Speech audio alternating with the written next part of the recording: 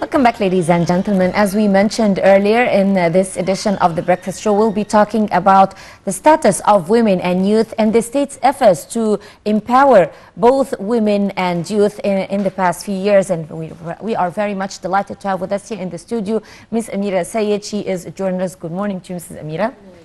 Now, in your opinion as a journalist, how did you trace the developments in youth and women when it comes to the empowerment of youth and women in the past few years? Yeah, look, for many years we have been calling for empowering youth and women in diverse domains, socially, economically, politically.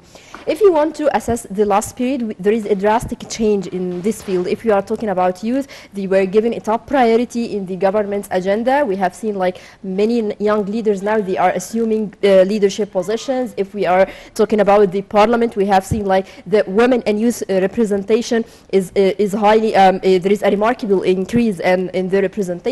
So we can say we are not just talking about slogans or like just words. No, we have like now there are action on the real ground. Yeah.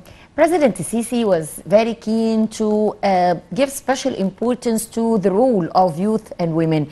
He dedicated a special year for youth and a special year for women.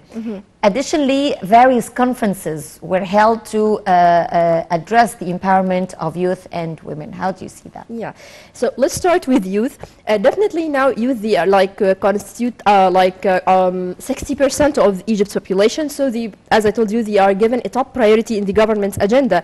If we are talking about the president's efforts to empower youth, we have seen like now we have seen the first we have seen like deputy governors, deputy ministers. They were from young leaders. We have many conferences, as you mentioned, dedicated to youth. We have national conferences, the first one that was held in 2016, and now we have many conferences that were held in different governors. We have the World Youth Forum that bring together also young people from different countries to share knowledge and experience.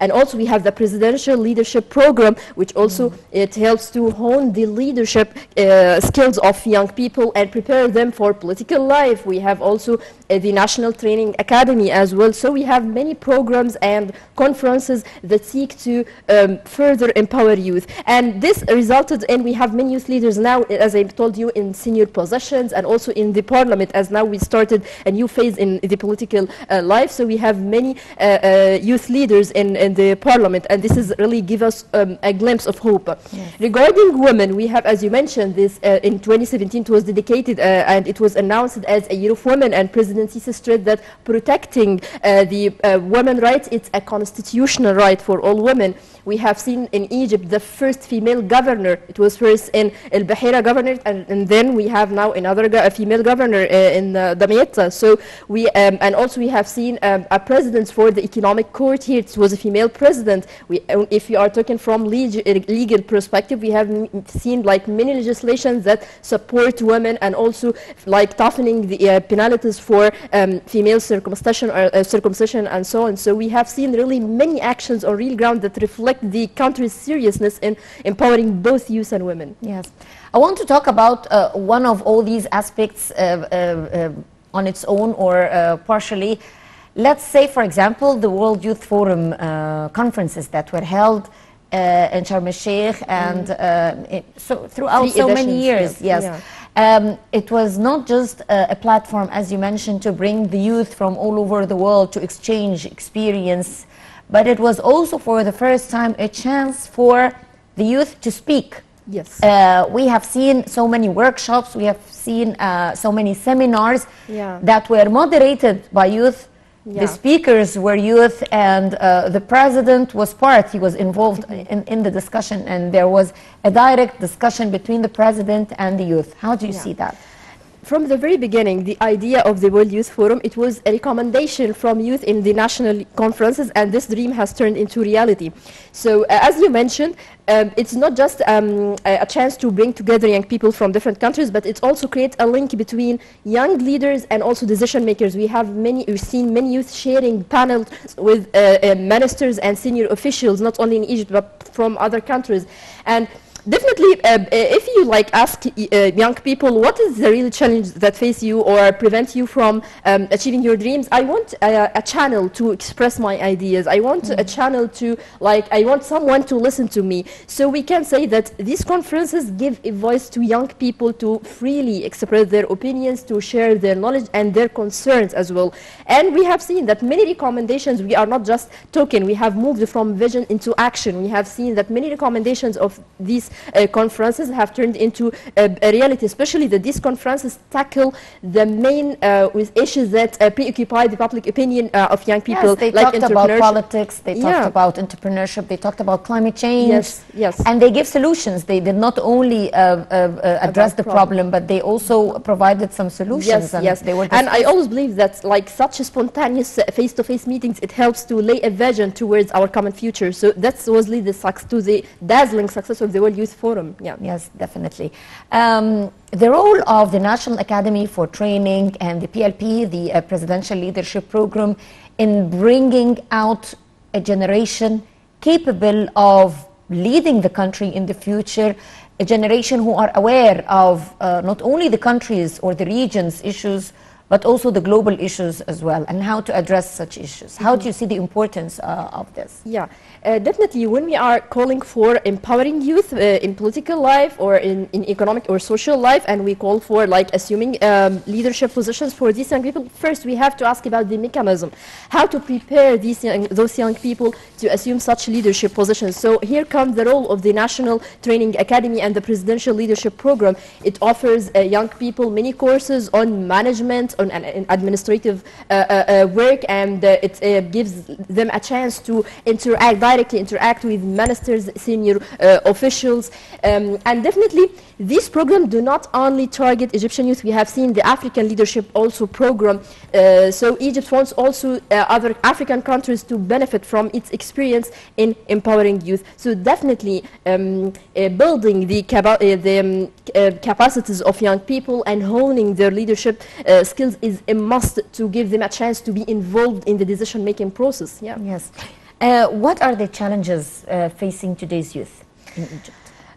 Look, there are some common challenges that face youth in all countries, not only in Egypt. For example, for now the labor market, the requirements of labor market are very changing now. The fast-growing technologies and have changed the requirements and also the demands of labor market. So many young people now, they want to be prepared for the new requirements for the labor market. So they want to receive different kind of education or something like that. So they want to be, they don't feel that they are fully qualified for the current labor market. So they need more training programs, more chances of education, so and so. If you are talking about from economic aspect, also we have seen the financial factors, maybe one of the many challenges now. You know that entrepreneurship now, it's a global trend, and many young people, they have really unique and innovative ideas, but they want to turn it into a startup, how to turn their passion into a business. So here comes the, we can say the financial barrier is considered one of the biggest challenges facing youth in this domain. So here in Egypt, if we are talking about Egypt, this problem was given a priority in the economic reform program. We have seen many funds were dedicated to support SMEs or small and medium-sized enterprises. We have seen and this, for example, according to the Trade Minister Niveen Gameh, she has recently announced that around 3.7 billion pounds were dedicated to fund SMEs in the first 11 months of 2020, and this offered job opportunities for more than 100,000 people. So if we, as I told you, if we solve the problem of entrepreneurship and SMEs, this will help also curb the rates of unemployment. Yes. So I think... Since you're talking about entrepreneurship as a global trend, I think it's very important here to mention the role of the government. You mentioned the role of Minister Niveen Gameh, but also how the government plays a role in bringing together the young entrepreneurs and the investors, and linking them together and encouraging investors to support or to fund the projects of young entrepreneurs so as to turn them into businesses, as you said. First, in conferences, as you mentioned, in the World Youth Forum, we have seen many sessions were dedicated to entrepreneurship. We have Egypt Summit for Entrepreneurship that was held recently. So these conferences bring together investors and young people. They share their experience, they share their knowledge.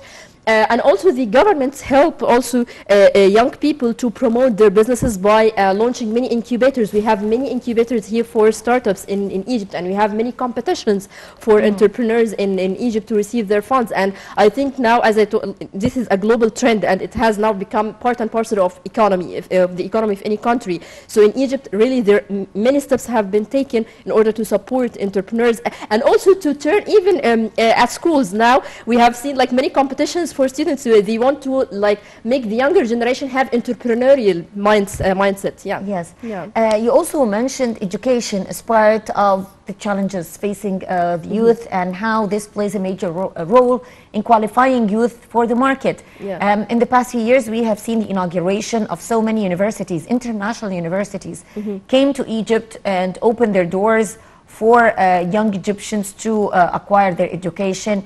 And the main objective was to qualify them for the market. And this totally changed the perspective of education, that now people are oriented towards what they want and what they want to do in life and how to do it. How do you see it? If you are talking about schools, at first we have seen like many schools of applied technology, jewelry, and even the vocational training, vocational education. It was given a priority also in the government's agenda. So all these, like we can say, all these projects seek to change the mindset. People, for example, for many years people wanted to graduate from the university and land a job in private, public sector or so on. But now many, according to even international studies and reports, many jobs will be like cancelled, and now modern technology has replaced many jobs. So you have to be able to meet the new requirements of labor market. In level of higher education, many universities now, including the international ones, started to open branches in Egypt, and they are well equipped and equipped with the most up-to-date